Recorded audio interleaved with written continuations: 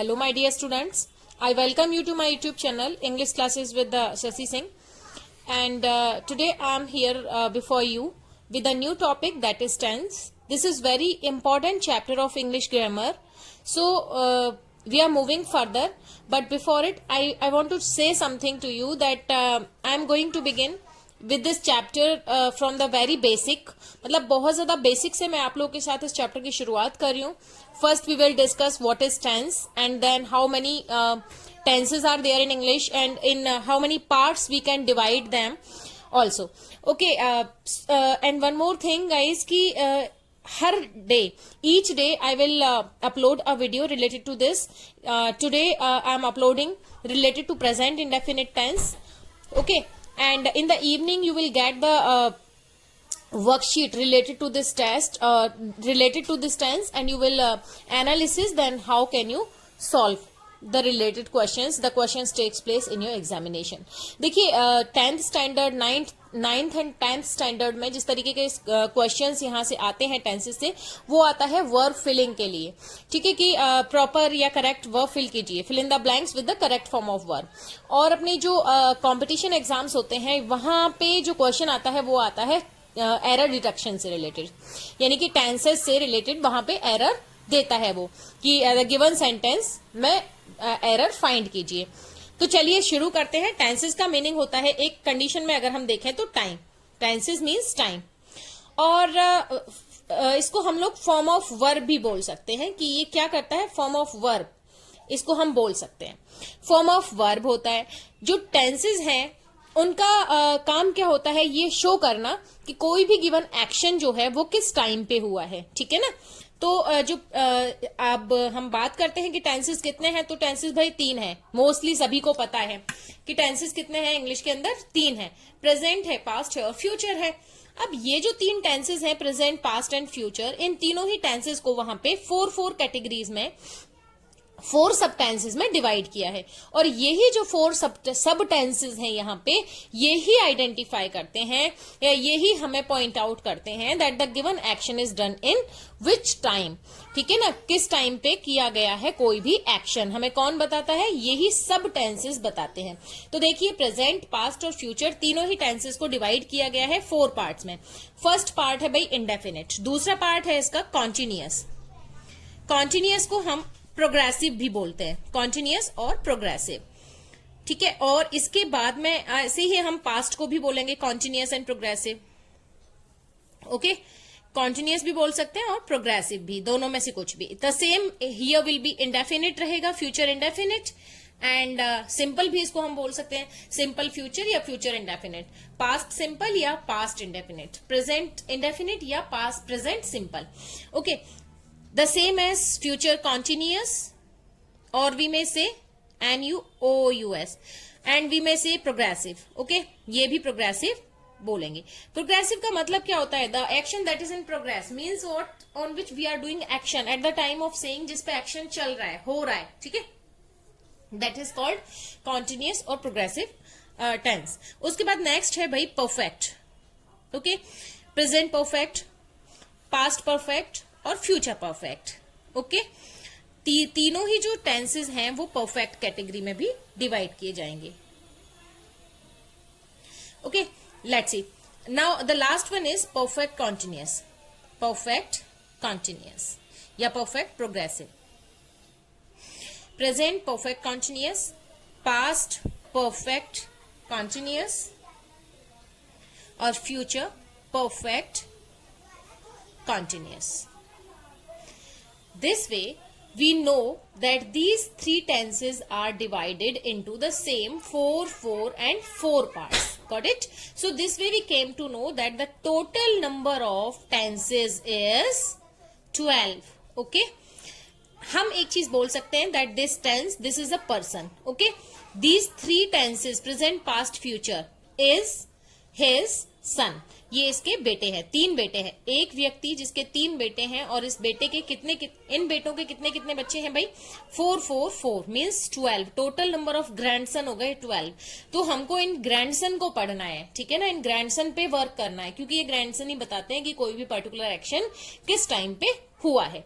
So let's begin with the the first one that is present indefinite, इसको हम लोग शुरू करते हैं. So let's move further and enjoy it. हाँ जी स्टूडेंट्स, एक चीज़ और जो कि काफ़ी इंपॉर्टेंट है अपने इस पॉइंट ऑफ व्यू से कि जो 9th और 10th स्टैंडर्ड के स्टूडेंट्स हैं बेसिकली उनके लिए, नॉट ओनली फॉर देम, इससे बिलो क्लासेस के लिए और ये कंपटीशन लेवल के एग्जाम्स के लिए भी काफ़ी इंपॉर्टेंट हो प्रूव हो सकती है कि कई बार जो अपने टीचिंग एग्जाम से रिलेटेड पेपर्स होते हैं उनमें correct form of verb fill करने के लिए आ जाता है. ठीक है, तो वहाँ हम लोग को क्या करना है कि सिर्फ इसमें इस शॉर्ट ट्रिक को आपको अपने दिमाग में बिठा लेना है. और ये शॉर्ट ट्रिक बहुत ही इजी है.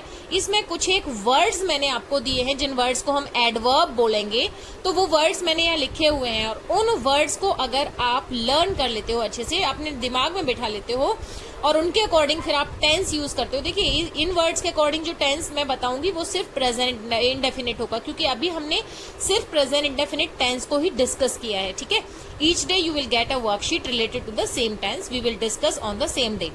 So let's start with it. Sentence with adverbs of time frequency such as always, often, seldom, frequently. In words के यूजेस आपको, इन वर्ड्स का मीनिंग आपको बहुत अच्छे से पता होना चाहिए. ऑलवेज का मतलब हमेशा होता है, ऑफन का मतलब भी यही होता है, प्राय means most of the time. Seldom कभी कभी, फ्रिक्वेंटली लगातार, यूजुअली ये भी होता है सेम एज ऑलवेज. ठीक है, सामान्यतः जिसको हम बोलते हैं, ये भी जनरली, ओकेजनली कभी कभी होने वाला, daily, weekly, everyday, once a week, once a day, once an year, once a month means एक बार वीक में या एक बार दिन में, एक बार महीने में, ये सारी चीजें भी अगर आती हैं. ठीक है, उसके बाद on Sundays, on Mondays etcetera. अगर ये वर्ड्स आपके किसी भी सेंटेंस में आपको दिखाई दे रहे हैं, इसका मतलब क्या है कि उस सेंटेंस के अंदर जो वर्ब हमें फिल करना है वो वर्ब फिल करना होगा किस टेंस का बच्चे? प्रेजेंट इंडेफिनिट टेंस का वर्ब हमें फिल करना होगा. ठीक है, और प्रेजेंट इंडेफिनिट टेंस में वर्ब का कौन सा फॉर्म आता है, ठीक है, कौन सा हेल्पिंग वर्ब यूज होता है, ये हम लोग ऑलरेडी डिस्कस करेंगे अभी अपने आगे कि प्रेजेंट इंडेफिनिट टेंस में जो हेल्पिंग वर्ब यूज होता है वो कौन सा है. वो डू और डज है. वैसे तो मैं बताने को अभी बता दूं आपको, लेकिन उसको प्रॉपर वे में हम लोग आगे पढ़ते हैं. ठीक है, तो ये वर्ड्स हैं, अगर ये सेंटेंस के अंदर आपको दिखाई देते हैं then you have to only fill the present indefinite tense. Means what? Present indefinite tense उसके अंदर नहीं लिखना है. मीन्स इससे रिलेटेड जो हेल्पिंग वर्ब और मेन वर्ब का फॉर्म है वो आपको फिल करना है. As you may see, she always comes late means she singular number है. ऑलवेज वर्ड यहाँ इनमें से आया हुआ है, ये वाला एडवर्ब आपको यहाँ दिख रहा है ऊपर, always. That's why what we are using comes हम लोग यूज करें. कम होता है, इसमें हमने एस लगा दिया क्योंकि ये सिंगुलर नंबर है. ठीक है, तो हमने कौन सा टेंस यूज किया भाई? प्रेजेंट इंडेफिनिट का helping verb, sorry main verb का कौन सा फॉर्म? प्रेजेंट इंडेफिनिट का. उसके बाद we go to movie on Sundays, on Mondays. मैंने बताया संडे मंडे नहीं, on Sundays means every Sunday. ठीक है, तो यहाँ पे मैंने वर्ब का कौन सा फॉर्म लिखा है भाई? फर्स्ट फॉर्म लिखा है, बेस फॉर्म लिखा है. बाय एस और एस क्यों नहीं लगाया? क्योंकि अपना जो सब्जेक्ट है ये सिंगुलर सॉरी प्लूरल नंबर है. वी प्लूरल नंबर है, इसलिए बेस फॉर्म ऑफ वर्ब भी यहाँ पे यूज होगा. थर्ड सेंटेंस है postman delivers the post everyday. Everyday word यहाँ पे यूज हुआ है, यहाँ पे कहा है एवरीडे. ठीक है, तो ये जो एडवर्ब्स हैं जब ये सेंटेंस के अंदर आते हैं तो इनसे रिलेटेड क्वेश्चंस में आपको प्रेजेंट इंडेफिनिट टेंस का ही फॉर्म फिल करना होगा. Got it? चलिए आगे देखते हैं. चलिए, present indefinite as you may see here. पहले तो प्रेजेंट इंडेफिनिट की क्या आइडेंटिफिकेशन होता है, पहचान क्या होती है, आप कैसे पहचानोगे कि भाई मुझे यहाँ पे इस सेंटेंस के अंदर प्रेजेंट इंडेफिनिट टेंस को फिल करना है. प्रेजेंट इंडेफिनिट टेंस के मुझे इसमें रूल्स लगाने हैं, प्रेजेंट इंडेफिनिट टेंस का वर्ब लगाना है, उसका हेल्पिंग वर्ब लगाना है, काफी सारी चीजें हैं. तो उनको आप कैसे पहचानोगे? तो देखिए, इसका जो पहचान के लिए अगर हम कुछ कहें वर्ड्स दें तो ता है, ती है, ते है. बहुत ट्रेडिशनल टाइम से चली आ रही है ता है, ती है, ते है. लेकिन क्या होता है बेटा, ओल्ड इज गोल्ड. ठीक है ना, जो पुरानी चीजें होती हैं वो काफी वैल्यूएबल होती हैं अपने लिए. वी आर इंडियंस और हम लोग हिंदी से इंग्लिश को मोस्टली समझते हैं. ठीक है, तो ता है, ती है, ते है अगर किसी सेंटेंस के एंड में आता है, जैसे मैंने एक सेंटेंस लिखा, मैं पढ़ाती हूँ. What I did? ती हूँ. ठीक है, my sentence is getting ended with this word ती हूँ. So we use the same sentences here in this tense. ठीक है, मैं पढ़ाती हूँ, मैं पढ़ती हूँ, मैं खाती हूँ, मैं जाती हूँ, ठीक है, वह लिखता है, ये सारे की सारी ता है, ती है, ते है से सेंटेंस की क्या होती है, एंडिंग होती है। चलिए अब आगे देखते हैं इसके कुछ रूल्स को, इसके स्ट्रक्चर को और इसकी एग्जाम्पल्स को। Guys, I divided this board in 3 parts, okay, and the first part will be structure,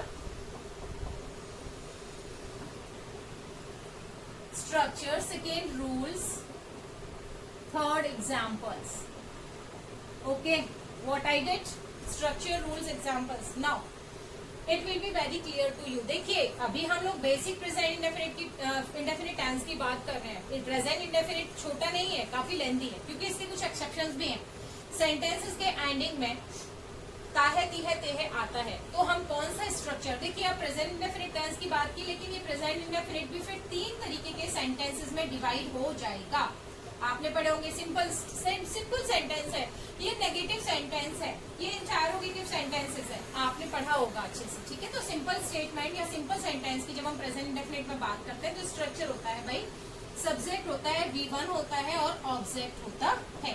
दूसरा इसके लिए हम कहें सब्जेक्ट होता है, V1 होता है और S और ES होता है, और उसके बाद में ऑब्जेक्ट होता है। Why I wrote these two things? दो मैंने अलग अलग चीजें क्यों लिखी हैं? Because when subject is plural, जब सब्जेक्ट प्लूरल होता है तो ये वाला फॉर्मूला अप्लाई होगा, ओके। जब सब्जेक्ट सिंगुलर होगा, सब्जेक्ट अगर सिंगुलर है तो ये फॉर्मूला अप्लाई होगा। चलिए एग्जांपल्स पे आते हैं। प्लूरल सब्जेक्ट है, SES नहीं लगाना है तो लिख देते हैं, जल्दी से देखिए। जैसे मैंने पहले लिखा, वे जाते हैं, सिंपल सेंटेंस, बिल्कुल सिंपल से हम लोग शुरुआत कर रहे हैं, जाते हैं। देखिए यू मे सी ते हैं, okay, the sentence is getting eight with the word with the letters ते हैं, ते हैं से एंड हो रहा है, तो मुझे क्या करना है, सबसे पहले क्या लगाना है, सब्जेक्ट लगाना है, आई हैव रिटन। फिर मुझे V1 लगाना है, तो जाना की स्पेलिंग क्या होती है भाई, इंग्लिश क्या होती है, गो होती है, तो मैं को गो लगा देना है, क्योंकि V1 का मतलब क्या है बेटा, वर्ब का कौन सा फॉर्म, फर्स्ट फॉर्म। देखिए वर्ब के कितने फॉर्म होते हैं ये आपको पता होना चाहिए। फॉर्म्स ऑफ वर्ब्स कितने होते हैं, 3 होते हैं बेटा, कितने होते हैं, 3 होते हैं, ठीक है। जो फर्स्ट फॉर्म होता है उसको हम बेसिक फॉर्म बोलते हैं, सेकेंड फॉर्म को हम पास्ट फॉर्म बोलते हैं, और पास्ट फॉर्म, और जो थर्ड फॉर्म होता है उसको क्या बोलते हैं, पास्ट पार्टिसिपल बोलते हैं। क्या बोलते हैं, पास्ट पार्टिसिपल, ओके। अब आजकल हम लोग फोर्थ फॉर्म भी रखने लगे हैं। फोर्थ फॉर्म में हम लोग बात करते हैं किसकी, ING फॉर्म की, जिसको हम बोलते हैं प्रेजेंट पार्टिसिपल। ING फॉर्म वाली जो वर्ब होती है उसको क्या बोलते हैं, प्रेजेंट पार्टिसिपल बोलते हैं। So I told you that verb का first form V1 means V1 verb 1, जहाँ V2 लिखूंगी वहां वर्ब 2 मीन्स पास्ट फॉर्म, जहाँ V3 लिखूंगी वहां पे पास्ट पार्टिसिपल हम लोग बात करने वाले हैं आगे के वीडियोस में। तो चलिए हमने जाना वर्ब के 3 फॉर्म हो गए, उनके नाम क्या क्या है, बेसिक फॉर्म या सिंपल फॉर्म या बेस फॉर्म या वर्ब 1, सेकेंड फॉर्म को पास्ट फॉर्म और थर्ड फॉर्म को पास्ट पार्टिसिपल बोलते हैं। फोर्थ फॉर्म जो कि ING फॉर्म वाली होती है, गोइंग, ईटिंग, है ना, मूविंग, वॉचिंग, ये सारा का सारा प्रेजेंट पार्टिसिपल में आजकल करने लगे हैं, ओके। नेगेटिव सेंटेंस, हाँ हम लोग अपना सेंटेंस कंप्लीट कर रहे थे, तो ये हो गया भाई, सब्जेक्ट लिखा, वर्ब V1 लिख दिया, there is no object given, there is no other things given. ऐसा नहीं है आप है का स्पेलिंग अदर से लगाने लगो, he, this, they, is, they are going या they are go, no, don't do so. Simple sentence से हम लोग सिंगुलर सब्जेक्ट की अगर बात करें और मुझे लिखना हो वहां पे कि राधा गाती है, चलो हम लोग ऑब्जेक्ट भी रख लेते हैं, राधा गाना गाती है, ठीक है। अब देखिए फिर से सेंटेंस एंड हो रहा है ती है से, ओके। अपने को यूज करना है प्रेजेंट इंडेफिनिट। फॉर्मूला क्या है अपने पास में, सब्जेक्ट है, सब्जेक्ट क्या है बच्ची, राधा है, मतलब डूअर ऑफ द एक्शन कौन है, गाना गाने वाला कौन है, राधा है। उसके बाद में V1 आएगा, तो क्या आएगा, V1 वर्ब क्या है यहाँ पे, सिंग। अब मुझे क्या करना है, राधा सिंगुलर नंबर है तो सिंग में क्या लगाना है, S और ES लगाना है, तो क्या करूंगी, सिंग्स। ऑब्जेक्ट क्या है, सॉन्ग, राधा सिंग्स सॉन्ग। आपको इस चीज को ध्यान रखना है कि वर्ब अगर सिंगुलर है तो वर्ब, सॉरी सब्जेक्ट अगर सिंगुलर है तो वर्ब में S और ES आएगा। नेगेटिव सेंटेंस पे आते हैं, ठीक है। नेगेटिव सेंटेंस के लिए जो स्ट्रक्चर होता है बच्चे वो होता है सब्जेक्ट देन डू डज, दोनों में से कुछ भी आएगा, उसके बाद होगा आपका not, then V1 and then object. Now you will see, मैं इसके लिए रूल लिख देती हूँ कि जो डू वर्ब है, डू जो हेल्पिंग वर्ब है, डू क्या है बेटा, HV है, हेल्पिंग वर्ब है, किसका, प्रेजेंट इंडेफिनिट टेंस का. ठीक है ना, डू क्या है, हेल्पिंग वर्ब है, प्रेजेंट इंडेफिनिट टेंस का. और ये यूज किसके साथ में होता है बच्चे, प्लूरल सब्जेक्ट के साथ होता है. किसके साथ होता है, प्लूरल सब्जेक्ट के साथ में डू यूज होता है. अब हम डज की बात करें, डज जो कि HV है, हेल्पिंग वर्ब है, किसका, प्रेजेंट इंडेफिनिट टेंस का. और ये यूज होते हैं दोनों कौन से टेंसेस को बनाने के लिए, नेगेटिव सेंटेंस को और इंटरोगेटिव सेंटेंस को बनाने के लिए ये हेल्पिंग वर्ब्स दोनों यूज होते हैं. तो चलिए, डज हम यूज करते हैं किसके साथ में, सिंगुलर सब्जेक्ट के साथ में. किसके, सिंगुलर सब्जेक्ट के साथ. चलिए एग्जाम्पल देख लेते हैं हम लोग नेगेटिव सेंटेंस का. नेगेटिव मीन्स जिसके अंदर नो टाइप, नेगेटिव. ओके, चलिए सेम सेंटेंसेस को बना देते हैं. वे खाना नहीं, ये अपना नेगेटिव हो गया, नहीं खाते हैं. ठीक है, वे खाना नहीं खाते हैं. The sentence is getting ended with ते हैं. How we will change it in English, how we will transform it in English. सबसे पहले क्या आएगा, सब्जेक्ट. सब्जेक्ट क्या है, they. This is the plural number. And which part of speech it is pronoun. Okay, noun first part of speech है, second part of speech pronoun है. Here we are using pronoun. this was noun. okay, the same was pronoun. तो subject आया. Subject plural है तो हम कौन सा verb लगाएंगे, प्लूरल सब्जेक्ट के साथ में डू लगाएंगे. डू लिखा, उसके बाद में क्या आना है भाई, not. Yes, they do not eat food. What I did, if this is the plural number, when my subject is plural, what I used do. As I have written earlier कि do helping verb use होता है plural subject के साथ में. Then I applied not, and then V1, then object. You may see. Okay. Just we are moving further towards the interrogative sentences. Interrogative sentence दो तरीके से बनता है. जब sentence की शुरुआत होती है, मार्कर, सेंटेंस की शुरुआत होती है, सेंटेंस के शुरुआत में WH वर्ड आता है और दूसरा सेंटेंस के मिडल में WH वर्ड आता है. देखो WH वर्ड क्या होते हैं भाई, W से स्टार्ट होने वाले और H से स्टार्ट होने वाले. मतलब इनको हम लोग हिंदी में बोलते हैं प्रश्नवाचक शब्द. क्या बोलते हैं, प्रश्नवाचक शब्द बोलते हैं. ठीक है, W से वर्ड्स कौन से स्टार्ट हो रहे हैं, देखिए अब काफी सारे वर्ड्स हैं. And you all know W से why है, when है, वेयर है ना, एंड whom है, who है.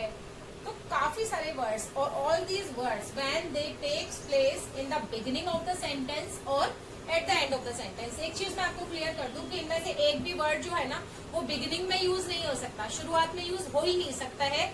हम ये नहीं पूछ सकते क्यों वह जा रहा है, ठीक है, या कब वह जा रहा है, जाता है. ठीक है, ऐसे नहीं होता. सिर्फ एक ही वर्ड होता है, एक ही प्रश्नवाचक शब्द होता है जो शुरुआत में आ सकता है और आ जाता है. वो वर्ड क्या है, देखिए वो है भाई WH वर्ड. वॉट, ये सबसे बड़ा प्रश्न है एक दुनिया के अंदर. वॉट है ना, हर कोई क्या वॉट वॉट वॉट ऐसे ही करता रहता. सबसे बड़ा प्रश्न है वॉट.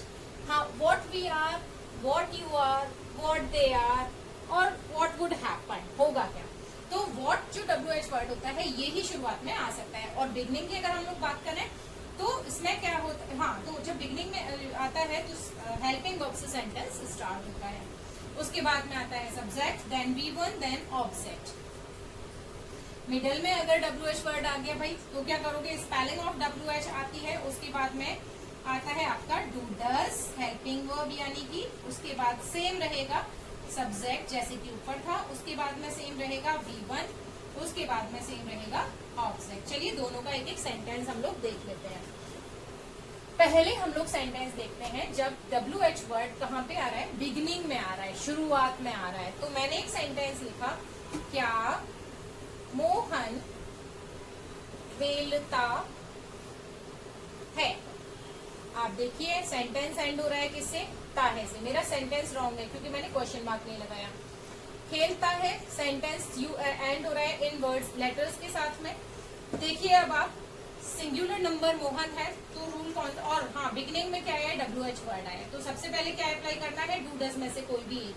डू डज को कैसे आइडेंटिफाई करोगे? जब सब्जेक्ट सिंगुलर है तो डू यूज होगा, और प्लूरल सब्जेक्ट के साथ में सब्जेक्ट सिंगुलर है तो डज यूज होगा, प्लूरल सब्जेक्ट के साथ में डू यूज होगा। तो सिंगुलर सब्जेक्ट है अपना, तो हम लोग क्या लिखेंगे? डज। उसके बाद में क्या लिखेंगे? Subject Mohan. Now what it will be? V1 play.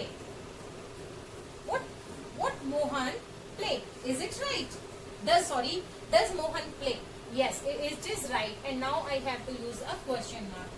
If the sentence WH word is in the middle of the sentence, अगर WH word middle में आया है sentence के, जैसे मैंने लिखा कि तुम क्या खाते हो, ठीक है, मैंने सेम क्या को मैंने बीच में लिया और मैंने लिखा तुम क्या खाते हो।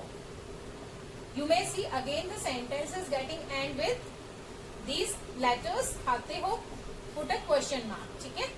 सेंटेंस को जब इंग्लिश में चेंज करेंगे, हम लोग ट्रांसफॉर्म करेंगे, तो सबसे पहले क्या यूज होगा? Spelling of WH word, that is what. So what.